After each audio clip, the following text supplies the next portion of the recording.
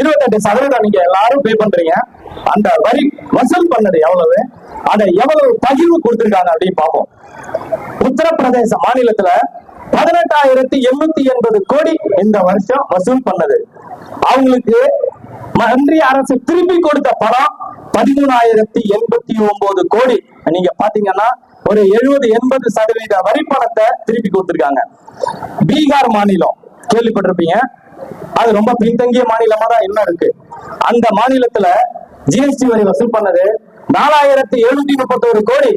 அதுல அவங்களுக்கு திருப்பி கொடுத்தது 7,338 கோடி பணத்தை திருப்பி கொடுத்திருக்காங்க.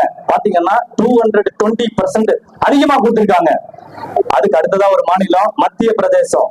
அந்த மாநிலத்துல ஜிஎஸ்டி வரி வசூல் பண்ணது 7,384 கோடி. ரிட்டர்ன் இவங்க கொடுத்தது ஒன்றிய அரசு கிட்ட இருந்து 5,727 கோடி திருப்பி கொடுத்திருக்காங்க. நம்ம தமிழ்நாடு அடுத்ததா பாக்குறோம். நம்ம தமிழ்நாட்டுல இருந்து எவ்வளவு வரி வந்திருக்குன்னு பாருங்க. 23,661 கோடி வசூல் செய்யப்பட்டிருக்கு. நீங்க எல்லாம் வரி பணமா பே பண்ணிருக்கீங்க. 23,600 கோடின்னு வச்சுக்கோங்க அப்ராக்சிமேட்டா. இந்த பணம் எங்க போச்சு, நம்ம கிட்ட எவ்வளவு திருப்பி கொடுத்திருக்காங்கன்னு பாத்தீங்கன்னா 2,976 கோடி. 8 கோடி தமிழர்களும் என்ன பாவம் செஞ்சீங்க, நம்ம என்ன துரோகம் செஞ்சோம், ஏன் நமக்கு வரி பணம் கொடுக்கல பாத்துக்கோங்க. 200% கொடுக்கறாங்க சில மாநிலங்களுக்கு. தமிழ்நாட்டுல இருந்து அதிகப்படியான வரி பணத்தை எடுத்து வேற மாநிலங்களுக்கு கொடுக்கறாங்க. இந்த உங்களுடைய உரிமைகளை நீங்க விட்டு கொடுக்க கூடாது, அதை தெளிவா புரிஞ்சுக்கோங்க. ஏன் சொல்றேன் அப்படின்னா, நமக்கு இன்னும் வர வேண்டியது 20,865 கோடி இந்த வருஷம் வசூல் பண்ண பணம் மட்டும் இருக்கு.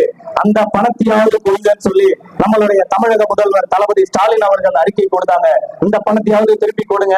8 மாவட்டங்கள் தண்ணியில தத்தளிக்குது, ஒரு 5,000 கோடி கொடுங்க, என் மக்களை நான் காப்பாற்றணும். செவி சாய்க்கல, கண் இமைக்கல, என்ன வேணாலும் பண்ணு, ஆனா ஓட்டு வாங்க மட்டும் இன்னைக்கு ஒவ்வொரு தெருவா ரோட் ஷோ பண்றாங்க. இது எவ்வளவு கொடுமையான விஷயம், இத பொதுமக்கள் தெளிவா புரிஞ்சுக்கணும். நம்மளுடைய வரி பணத்தை மீட்டெடுக்க திருவள்ளுவர் பாராளுமன்ற வேட்பாளராக திரு சசிகாந்த் செந்தில் அவர்கள் களமிறங்கி இருக்காங்க. இவரை போன்ற வேட்பாளர்களுக்கு நீங்க வாக்களித்து இவர்களை பாராளுமன்றத்துக்கு அனுப்புனீங்கன்னா தான் உங்களுடைய வாழ்வியல் உரிமைகளும் வாழ்வாதாரமும் மீட்டெடுக்கப்படும். அதுக்கப்புறமா பாத்தீங்கன்னா இந்த பெட்ரோல் டீசல் அதுல இருந்து ஒட்டுமொத்தமா ஒரு கடந்த 10 ஆண்டு காலமா எவ்வளவு ஒன்றிய அரசு வசூல் பண்ணிருக்குன்னு பாத்தீங்கன்னா 26 லட்சம் கோடிக்கு மேல வசூல் பண்ணிருக்காங்கன்னு சொல்லி ஆய்வறிக்கையே கொடுத்திருக்காங்க, கேக் ரிப்போர்ட்ல கொடுத்திருக்காங்க. அப்போ இந்த பணம் வசூல் செய்யப்பட்டது, ஆனா இந்த பணம் எங்கே போனது, எந்த நாட்டோட டெவலப்மெண்ட்டுக்கு வந்துச்சு, தமிழ்நாட்டோட டெவலப்மெண்ட்டுக்கு வந்துச்சா, இல்ல தமிழ்நாட்டோட முன்னேற்ற திட்டங்களுக்கு ஏதாவது செலவு செஞ்சிருக்காங்களா, இல்ல தமிழ்நாடு தண்ணியில தத்தளிக்கும் போது செலவு பண்ணிருக்காங்களா, இல்ல, இத பொதுமக்கள் தெளிவா புரிஞ்சுக்கணும். அதுக்கு அடுத்ததா இந்தியன் ரயில்வேஸ் அப்படின்னு இருந்துச்சு, அத அதானி ட்ரெயின் அப்படின்னு மாத்தினாங்க. அத மாத்தின சில மணி நேரங்கள்லயே பல கோடிகள் வருமானத்தை பார்த்தாங்க. 400 ரூபாய் டிக்கெட் 800 ரூபாய். ஒரு கொடுமையான விஷயம், பிளாட்ஃபார்ம் டிக்கெட் 2 ரூபா 3 ரூபாய்க்கு இருந்த டிக்கெட்டை 50 ரூபாய் டிக்கெட் ஆக்குறாங்க. யாராவது கேட்டீங்களா? என்ன கொடுமையான விஷயம். நம்ம என்ன 50 ரூபாய்க்கு டிக்கெட் எடுத்து ஒரு 5 கிலோமீட்டர் 10 கிலோமீட்டர் என்ன டிராவலா பண்றோம்? கிடையாது. நம்ம என்ன அந்த பிளாட்ஃபார்ம்ல போய் ஒருத்தர் லக்கேஜை கொண்டு போய் கொடுத்து ஏற்றி விட்டு வர போறோம். ஆனா அதையே கொடுமையா செஞ்சாங்க. ஏன் அப்படின்னா, இது பொதுமக்கள்ல 85% மக்கள் யூஸ் பண்ணக்கூடிய ஒரு போக்குவரத்து, ரயில்வேயும் காமன் பஸ்ஸும். இந்த மாதிரி பொதுத்துறை நிறுவனங்கள் இருக்கக்கூடியத தனியாருக்கு தாரவாத்து கொடுத்ததுக்கு அப்புறம் தான் அந்த சட்டத்துல வரிய அதிகமா பண்ணாங்க. எக்ஸ்ட்ரா செஸ் அப்படின்னு போடுவாங்க. இதெல்லாம் பொதுமக்கள் தெளிவா புரிஞ்சுக்கணும். அதுக்கப்புறம் ஒரு கொடுமையான விஷயம் செஞ்சாங்க. சீனியர் சிட்டிசன் அப்படின்னா அவங்க எல்லாம் பாத்தீங்கன்னா ஒரு 60 வயசுக்கு மேல இருக்கிறவங்க தான், அதுக்கு கீழே இருக்கிறவங்க கிடையாது.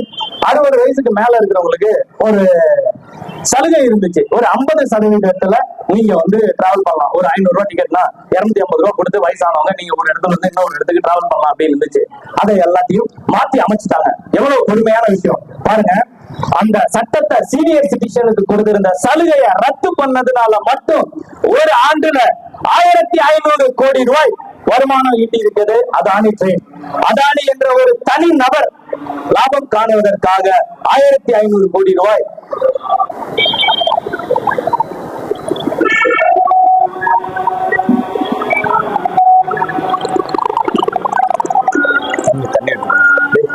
தண்ணி கூலிங் வாட்டர் வேணாம், வேற வாட்டர் அந்த கடையில் வாங்கிட்டு வா.